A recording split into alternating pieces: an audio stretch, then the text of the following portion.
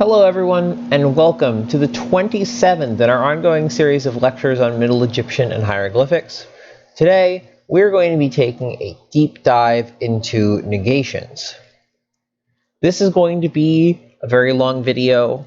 I have made the decision that all Egyptian negations can and should be dealt with in a single video that can be watched standalone. So this means that, first of all, the first part of this is going to be a little bit redundant with lecture 17. That's just to make this video complete. If you have already seen lecture 17 and feel entirely confident about n and nen as negations, feel free to skip to about the 10th slide when we'll start covering new material. Also, as you'll see in this video's title, this is being classified as a deep dive. I'm also reclassifying the questions video as that. This is what I'm going to use to refer to videos about grammar that have extensively used references outside of Hoke and then attempt to cover a topic, just a single topic, in full rather than following along in the structure of Hoke's textbook. So we are going to be dealing with 7 different types of negations. First of all are n and nen, which you've already covered, which is why I've marked them with an asterisk. Then there is the separable, though not always separated, pair of negative particles n, yes, the unique verb form, the negatival complements, negative verbs, tem, iwty, and in my personal classification, hem. Then the negative relative particles, iwty and its relatives, pun intended, and other negative particles, which are rare, generally associated with either Old or Late Egyptian, but which occasionally show up in Middle Egyptian texts as well, and therefore still have some relevance. N is, of course, the negation of verbs. It's spelled just as the negative arms, and it would go before the main verb of a sentence. So think of it as replacing something like iw or mek, and it negates the verb itself. And note, by the way, by I mean main verbs, I mean circumstantial verbs. Perspectives being nominal rather than adverbial or verbal have their own rules. The sejm f and sejm nf flip. By that I mean, of course, a positive circumstantial clause. If you see a sejm f, that means it is present time. If you see a sejm nf, that's a completed action, that's past time, perfect aspect. In a negative sentence, the opposite is true. Sejm f means the past time, he did not hear, and sejm nf is present time.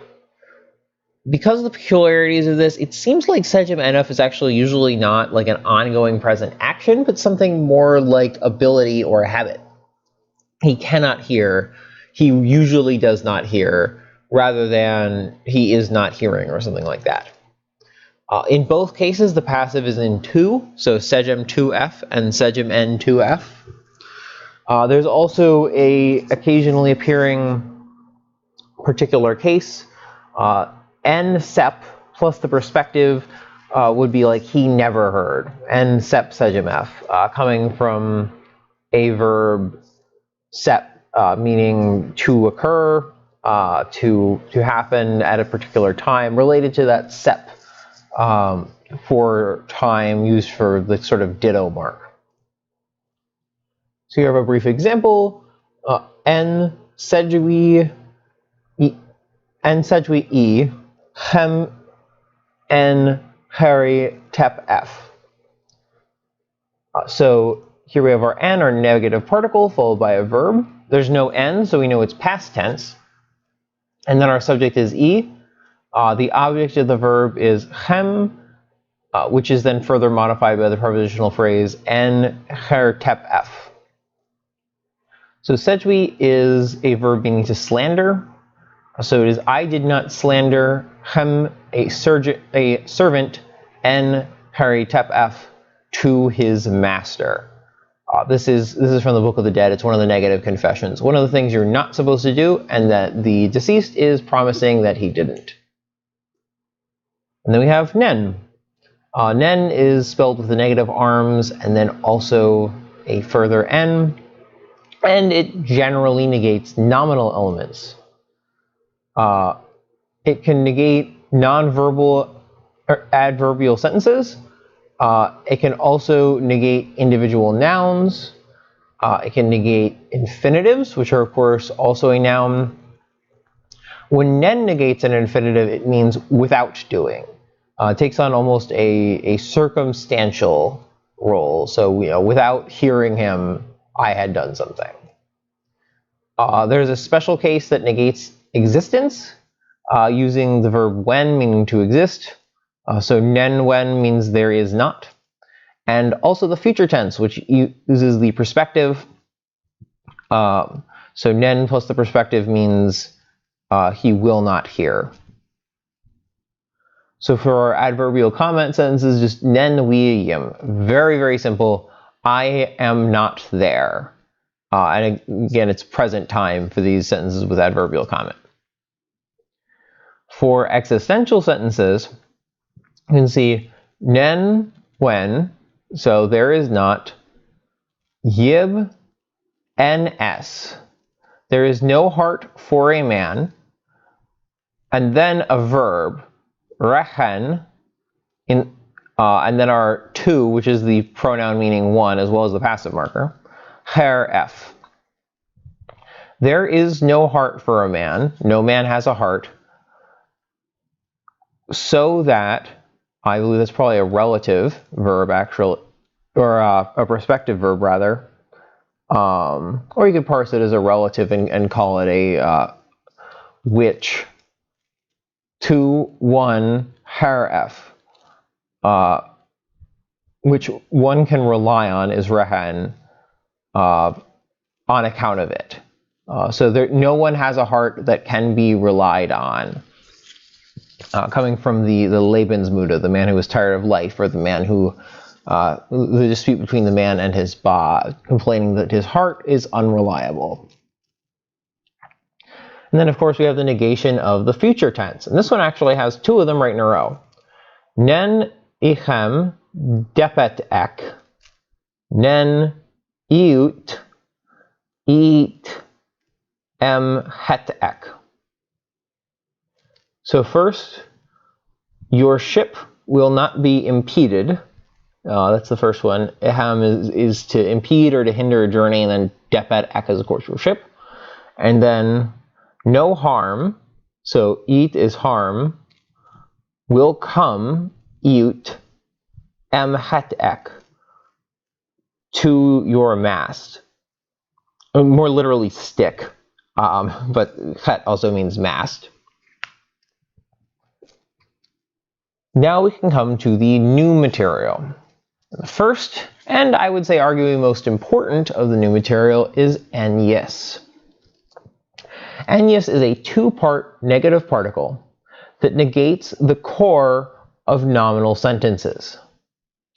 This includes both A-B type nominal sentences, including their logical extension A-pu-B, and the second tense forms. It does not include A-pu sentences. Those are negated by N, without the need for yes. It also includes the uncommon but not unknown possessive sentence, with that particular N, we, ra pattern. The positioning of is is very important in understanding what exactly has been negated in the sentence. That is part of what makes enys so difficult sometimes, and what makes it so important to fully understand. So it can get a little bit unintuitive. I will say, if any of you speak French, you're probably going to find this quite a bit easier than those who don't. French has a very similar negation strategy, with two negative particles, ne, which precedes the verb being negated, and pa, which follows it. Enys is going to work basically the same way. For an AB nominal sentence, the sentence will begin with N, and then the A element, and then is, and then the B element. As we'd expect, that means that A is not B, as opposed to the A is B nature of the regular nominal sentence. And the same negation pattern will apply to the participial statement. So we've already seen participial statements are quite a bit like nominal sentences, and they are negated the same way with n and then the initial, in plus doer, and then yes, and then the participle. So here I have an example. En rech I su, en yinek isma f. The first part is, of course, not an AB nominal sentence. That is just a simple circumstantial verbal sentence. Rech I su would be I know him, but the n makes it first of all into the past tense and second of all negated, so I did not know him. Then an AB nominal sentence. We have first yinek, our independent pronoun, and then is, as we'd expect for that n yeast negation of a nominal, and then sema f, which means something like his fellow, his companion. Sema is a verb meaning to unite, so one united with him. So I am not his companion.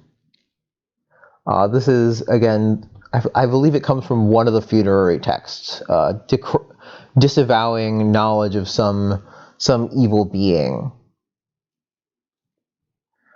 And then we also have the negation of second tenses. Second tenses are actually a little bit complicated to negate. See, the second tense consists of two important elements rather than just one within its predicate, so to speak. It is possible to negate the action of the second tense. Just like any other verb, maybe you didn't do something. Fine.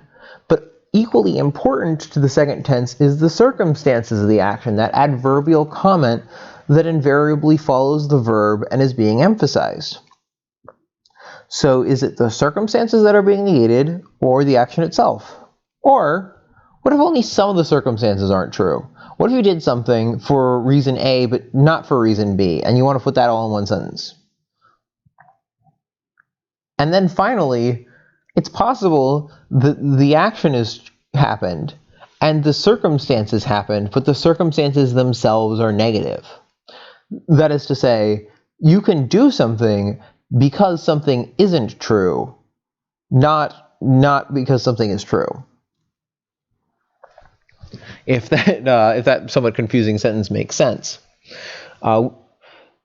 In that the lattermost case, it's pretty simple. We'll just deal with it as a circumstantial clause with n, as we've seen before, but everything else takes a little bit more explanation.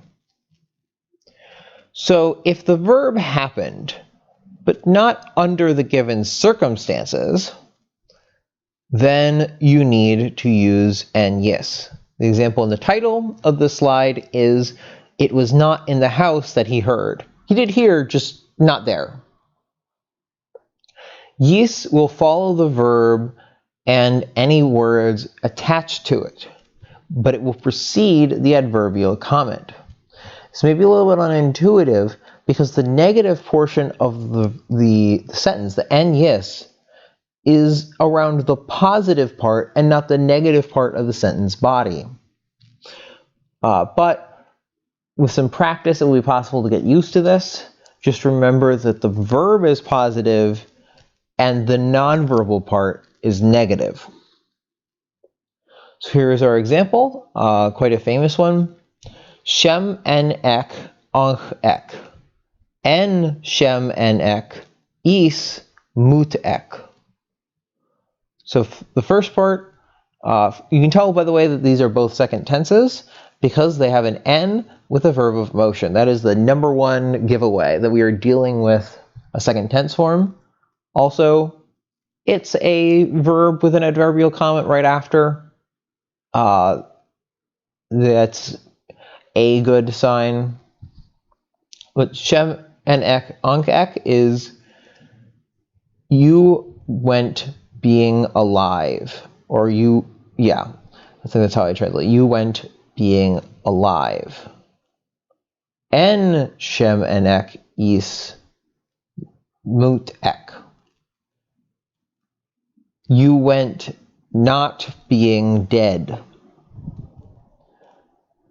So from the first part of this, it is clear that a going is happening, and it's a going in a state of life. What is not happening is going in a state of death. As you might guess, this is also from a funerary text.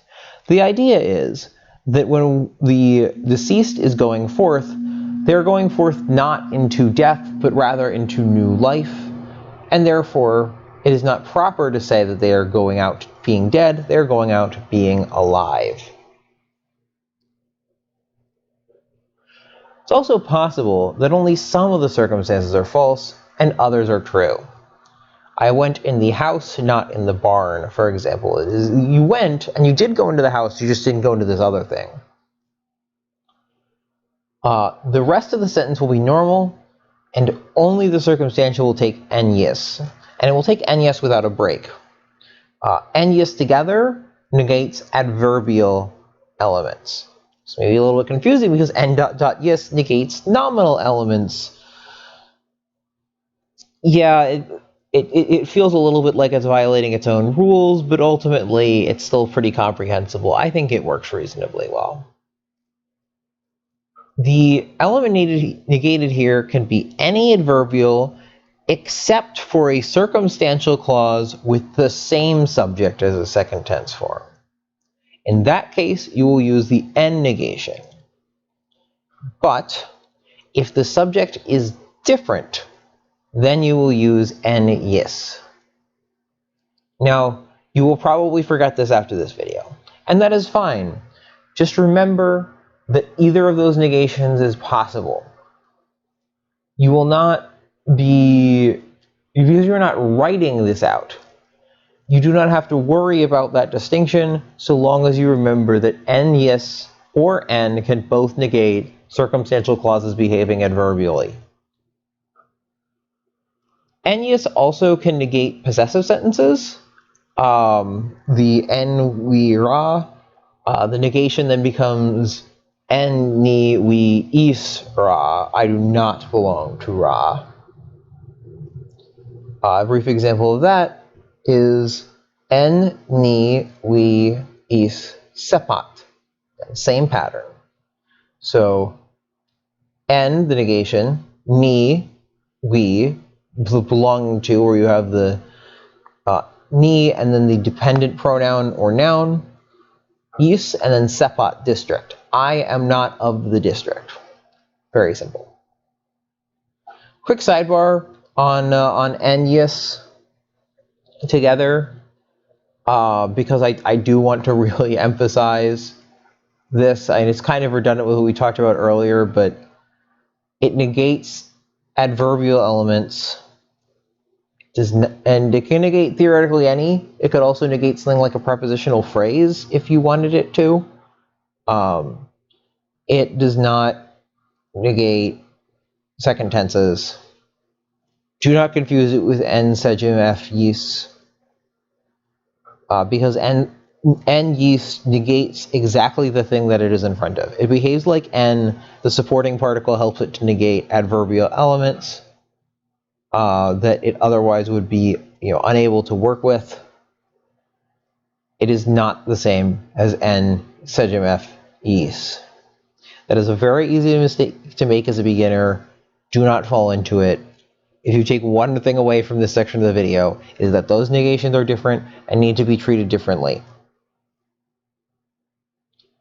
Anyway, for the negation of some circumstances with the en yes, here ne, nen, en, which is written with two nens, because this is a slightly weirdly written passage.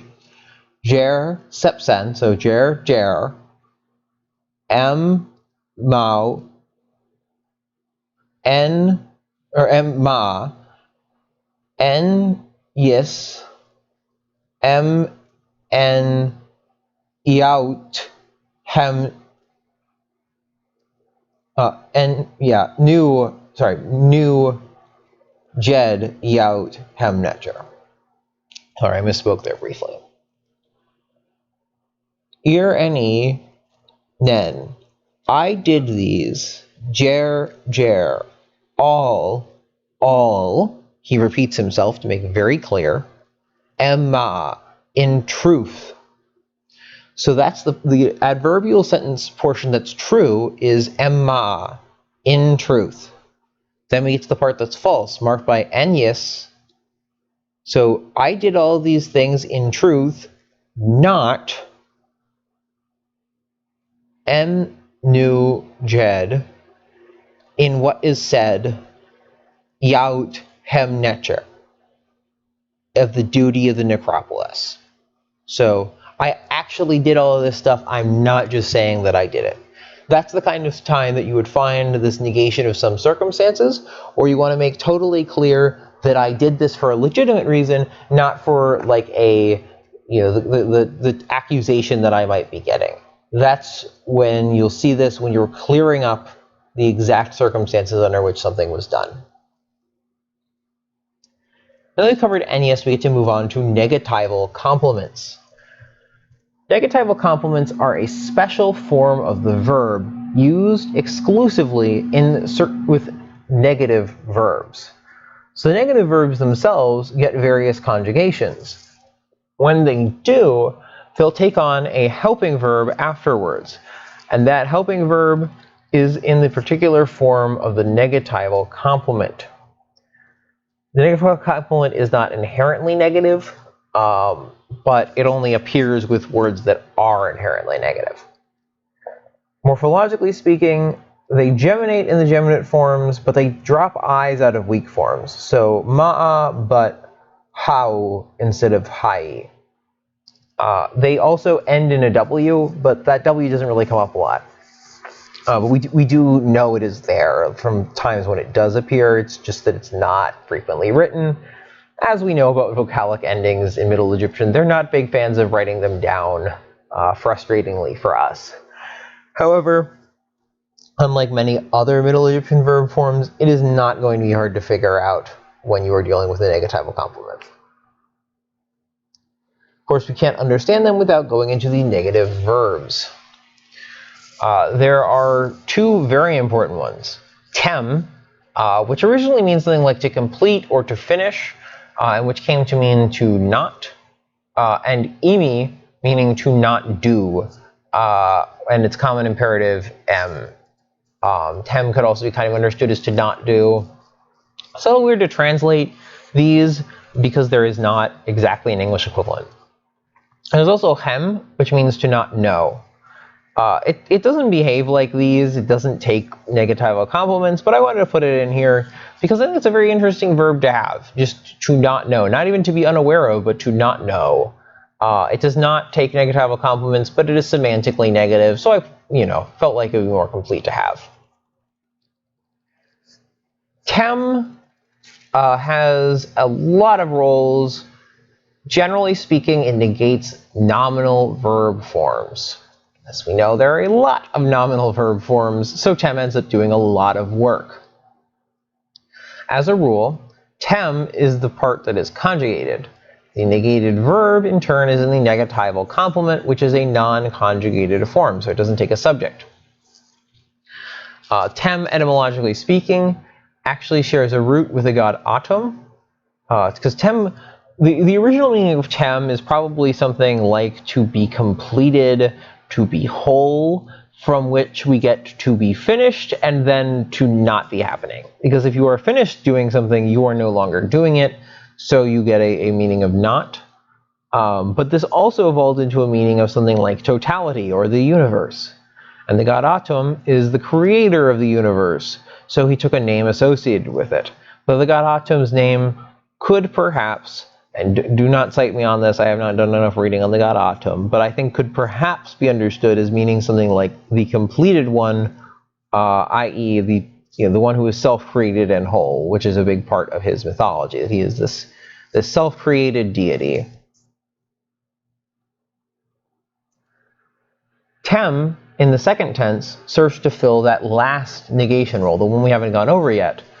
The idea that the action described in the sentence itself is not happening. The circumstances might be true, but the thing didn't get done. Contrast with yes, which negates the circumstances but not the action. This negates the action itself. And like any second tense, you are dealing primarily with the circumstances rather than primarily with the action. And here, the circumstances are true. I suppose you could have an example, though I have not seen one myself, where tem negates the action, and the circumstances are negated by n or n yes, because that is grammatically possible. But I do not know if the Egyptians ever wrote such a sentence, where you didn't do something because something didn't happen. I didn't go out because the sun didn't come up, or something like that. Again, theoretically possible, unclear if it's true. Certainly, though, they did use tem to say things like, I didn't go out because it was hot. That would be a very good, a very good second tense with tem. So here we have a quick example. Tem nf per peri m per f. So tem, as you can see, takes the subject and f. So I did not is past tense, or he did not, past tense. Per, come out, m per f, from his house. This is not actually in the textbook or in any other book. This is a made-up example, but it's short and sweet, and many of the tem in the second tense examples are not, and I would get bogged down trying to explain other grammatical points. So just using this one is much easier. You can also have tem in nominal clauses. So clauses of purpose, clauses of result, and the so-called that clauses. These are all grammatically the same, even though they mean different things in the English translation. As you may remember, all of these are formed with the perspective. The pattern is the same as the second tense. So you have conjugated tem. It goes in the perspective form. Being a biconsonantal verb, it doesn't actually change the morphology of it at all. It just appears. And it takes the subject, and then the negatival complement form of the main verb follows. So here we have rech ek first. So you know, very simple regular verb.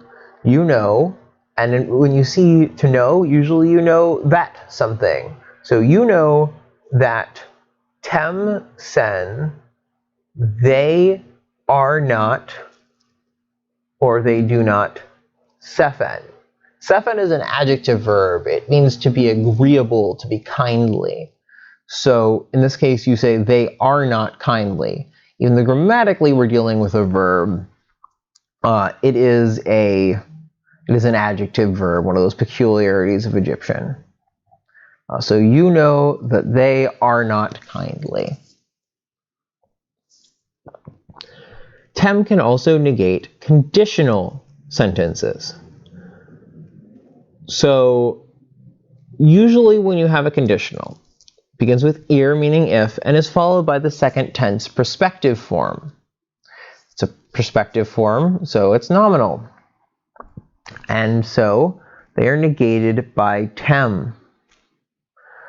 There is some debate within Egyptology as to whether or not unintroduced conditionals are a meaningful phenomenon, and if so, whether tem negates them. I'm not going to delve into the weeds of that here, but suffice to say it's hard to tell an unintroduced conditional from other types of clauses, from saying when something happened versus if. Conditional versus temporal is a poorly understood distinction when you don't have that initial ir. So we don't really know if they're around, and if they are around, we don't know whether they're negated by tem or not, because there just might be no negative examples. In either case, I'm not going to get into the weeds on that here. We're going to focus on conditional clauses with ir, because those we know exist and are easy to understand, such as this one. tem, sen, redu, nen, messi, s. That final T is redundant, by the way. It is a late Egyptianism that has crept into this text. So, tem, sen. If they do not, redu means to grow. So, if they do not grow, nen, meset, s. She, and that nen with the main verb, that clues us in. We're probably dealing with a nen plus perfective future tense. So she will not give birth. And it's perfectly fine for these both to be negative. That's probably at least as common as they are as a negative condition for a positive outcome. If they do not grow, she will not give birth. Though you can have it with the other half being positive, if they do not grow, she will die or something. But that is not what is going on here. Tem can also negate infinitives. Now you may be thinking, didn't we just learn how to negate infinitives like 20 minutes ago? Which, yes. However, there's two different ways to negate an infinitive. First of all, you can negate the circumstances of the infinitive, so without doing something. Or you can use the infinitive the normal way, but in a negative sense, so the not doing of something, rather than the doing of something, as the actual meaning of that infinitive. So you might say, I know how to not crash my car while driving. That would be a negative infinitive, to not crash, rather than saying, I know how to drive without crashing my car, where the without is an adverbial part, using the verb kind of as the object of the preposition. As we expect, as has become, I'm sure, almost redundant at this point, you're going to use tem in the appropriate form, in the infinitive, plus a negatival complement. Because tem's in the infinitive, you're not going to get a subject or anything like that, just tem itself. U, waj, ne, hem, f. His Majesty commanded to me. Tem, je, ta, en, ser, neb, e.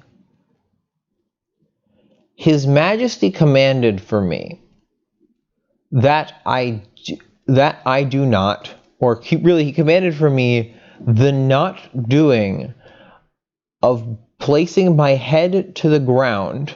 That's what that je, ta, en, ser means. Neb, e. Neb here is in the sense of anyone. Is great, and e is that comparative from me, literally greater than me. So, His Majesty commanded for me that I do not put my head to the ground for anyone who is not greater than me.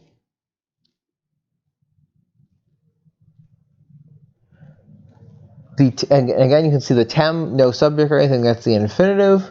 The action that His Majesty is commanding is the not placing of the head to the ground. It's a bit of an idiomatic sentence, but the grammatical point, I think, the core of it still shines through, that this is an infinitive being used in its negated form. You can also negate verbal participles. Participles exist in a very weird grammatical space. Sometimes they are adjectives, and sometimes they are nouns. You can negate them with tem whenever they are being nouns. So you can't use this for predicate adjective uses, but you can use it at any other spot. Because in those cases, they can be understood as being verbal nouns. This includes regular participles. It can include the segem tifi future active participle that has its own special morphology and uses. And it can even occasionally include relative forms. The rules around relative forms in being negated are actually a little bit unclear to me, even having read the literature on the topic. I'm not sure that they've ever really been fully explicated, and it's possible that more research needs to be done in that specific area. Here again, tem is the actual participle. The verb is just in the complement form, following after the participle itself. So here we have an example. Yin, ib, seheper, neb, f. So this is a participial statement initially. You can tell because it's a sentence beginning with in followed by a noun followed by a verb. The heart is our noun, and our verb is seheper, which means something like to create, or perhaps here it might be better translated as to cause. So it is the heart that causes neb f its master, em segem, em tem segem. Really, because it's a negatival complement. So it is the heart that causes, that creates its master as a listener or as a non-listener. So you have em for that em of predication as. Em segemu is pretty easy. As one who listens. Or em tem segemu. Where tem is our participle as one who is not, and then the thing one is not is a listener, segem, in the negatival complement form. Few final notes on tem. Tem can also occasionally mean to not exist. In particular, it means this in the pyramid texts, which are Old Egyptian rather than Middle Egyptian texts that contain a lot of grammatical oddities and very weird forms deliberately. This is on purpose. They're magical texts meant to be obscure in their very nature. Tem is also capable of negating other nominal forms of the verb. The big one is the segem tef that we have not covered yet. We've covered the segem tef. I just haven't bothered covering the negation of the segem tef because it works exactly the same and is rarer than the other forms listed. The same is true for the segem ka f and the segem her f, both of which mean then he heard, roughly. There's subtleties there. Consult the relevant video for it, as we've been over them at least in part. No example with the segem in f is known. It might have been possible, but we don't have any evidence to suggest that. I'm not comfortable saying that it isn't, though, because the segem heraf and the segem ka-f are related forms and are negated by 10. Again, in all cases, it's going to look like segem ka-f, or not segem ka-f, it's going to look like tem ka-f, tem tef. You will not, and then the segem, and then the rest of the sentence. It will not be difficult to understand them when you see them. Focus your study and attention on the preceding examples. Those are far more common and important than these more minor verb forms. Just know in the back of your mind, oh, that's something that can happen. And then when you see it, you will not be surprised. You will remember what tem means from the other more usual and important forms, and you will be able to accurately translate it. The other big negative verb is imi. Imi has two forms that we see it in.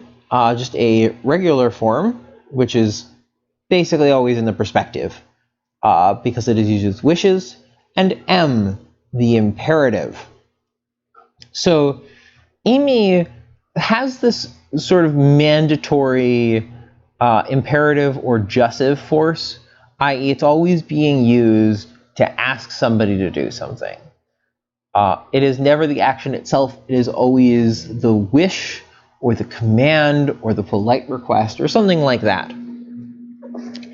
Morphologically, it's going to be a lot like tem. The negatival complement is going to follow the verb, but we're going to see some examples of it just so that you fully understand them.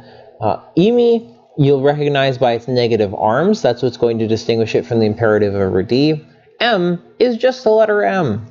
It's going to look really weird in the spots where it is for the preposition M, and then you're going to remember in the back of your mind, oh yeah, that's an imperative form of a negative verb. Maybe we're dealing with a negative imperative, and then you'll translate it and it'll make total sense to the negative imperative. But at first you may be confused trying to think of a way that the preposition M could possibly exist in this weird spot. So here we have a negative wish with imi. So we have imi, not im there, but imi, as noted by those negative arms. Ba'a remech. That I there goes with the ma sign. I couldn't find a good way to like unite the two signs in my hieroglyphic text editor that I've been using to make all of these. So, may the people, remech, not see ma'a. And short and sweet, but the point is, you see that imi followed by a verb? You're dealing with a negative wish. I hope that something does not happen. I hope that the people do not see in this case. And then our negative imperative. This is actually, I like this sentence a lot. It's some really good advice from Tahotep. Tahotep has some very bad advice.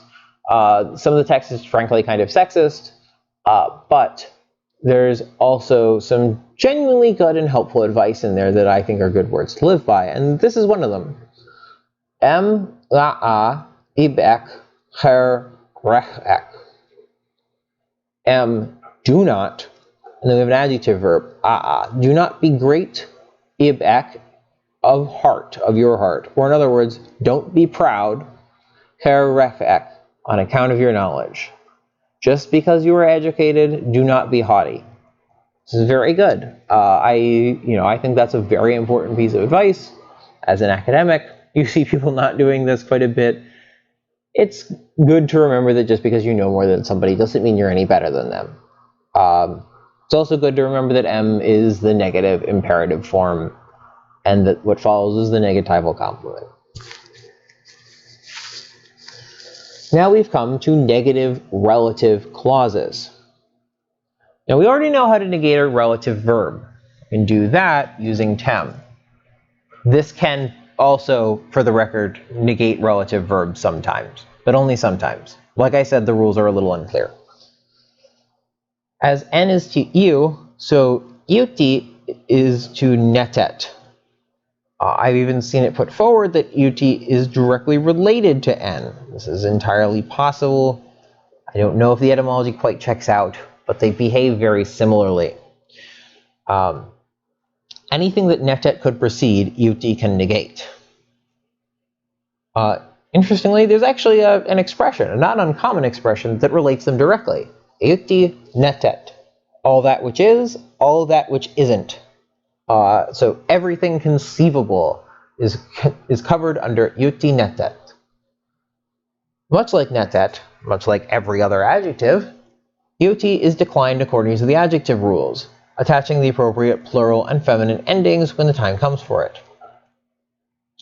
Occasionally, it is replaced by netet n. This happens more later. Satzinger and Gilula cover this a little bit in more detail. I'm not going to go into the exact circumstances that this happens, but know that it can. If you see netet followed by the negative arms, it is the same thing as iwty, and they both can be just treated as the negative relative form.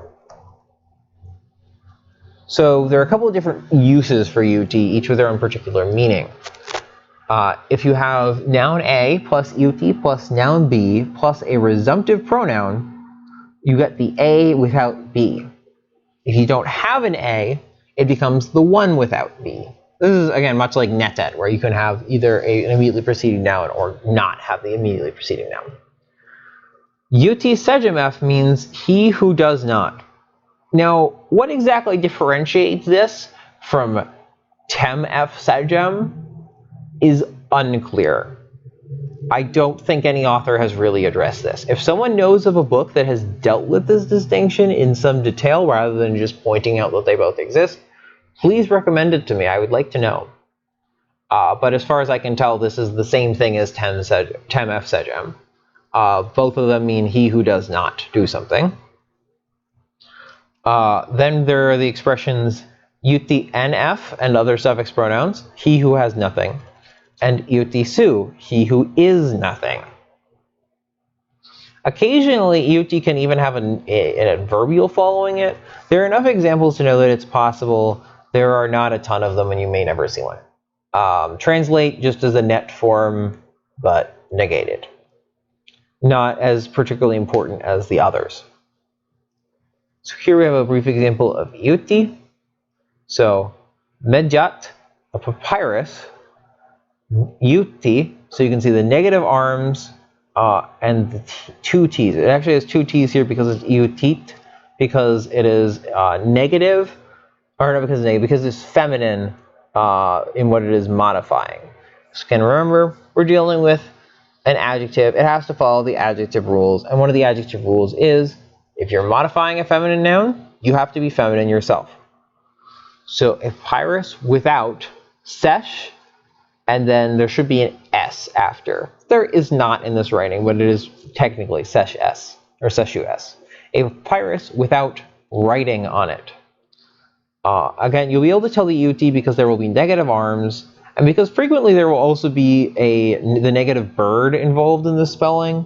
There are a lot of variant spellings of iwty, but all of them are going to have the negative arms, and many of them are going to have the negative bird.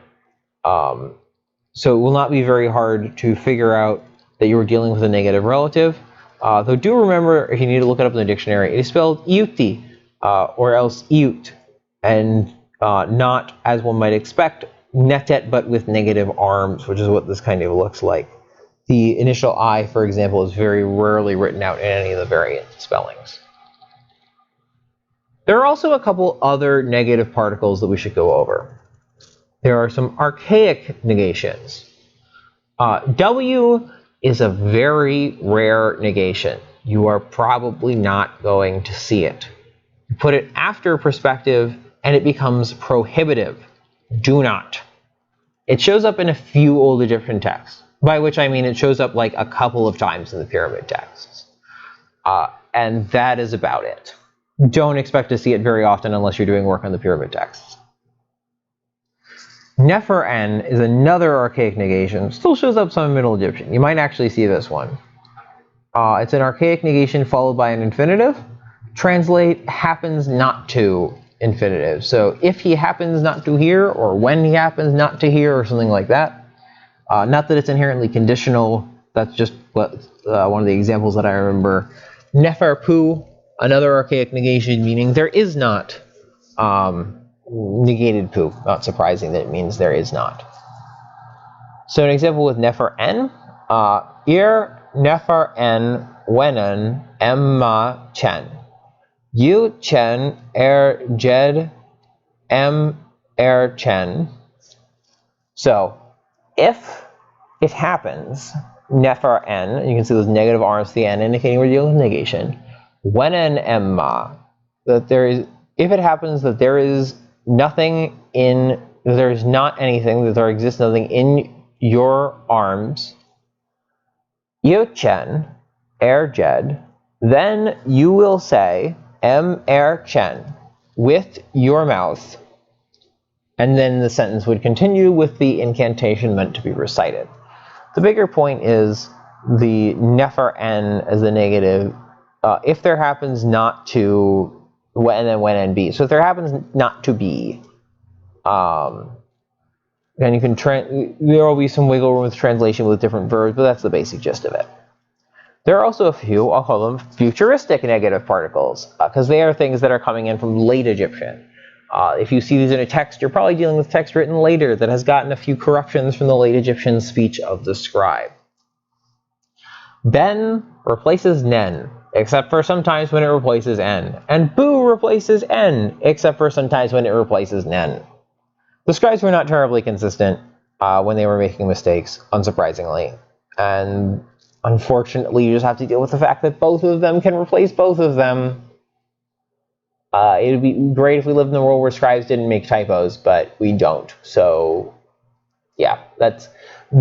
when you do late Egyptian, it'll make a little more sense. But just know that both of these are possible negative particles. So here we have bu sejem en weradu ib sebchat sen. So the great of heart, the werad ib, does not bu sejem en, does not hear sebchat sen, their cries. So this pretty much is just exactly replacing n. If there were an n at the front, the sentence would mean exactly the same thing. But a late Egyptianism has crept in, and we're dealing with a boot instead. Otherwise, not terribly different, basically the same thing as what we saw much earlier with n. That, finally, is all of the negations in Middle Egyptian. There are still a few cases that were not exactly covered, but which were at least touched on. And there are a few subtleties of which negation goes in which spot that go beyond the scope of even this extended video. In those cases, please see Satzinger's, I forgot to finish writing the sentence, 1968 book on negations, which is very good. Gilula also did a review of that book, which is, I think, essential for understanding it, especially if your German isn't particularly good, because the review is in English and the book is in German. The next video, so the next main topic we're going to be covering, I want to go over verbal morphology in another deep dive, which was quite a bit as well. But I might do a fun video before that talking about some interesting aspects of Egyptian literature. So one of those two videos will be forthcoming. They'll both be made eventually. It's just a matter of which one gets made first. So thank you, and I'll see you next time.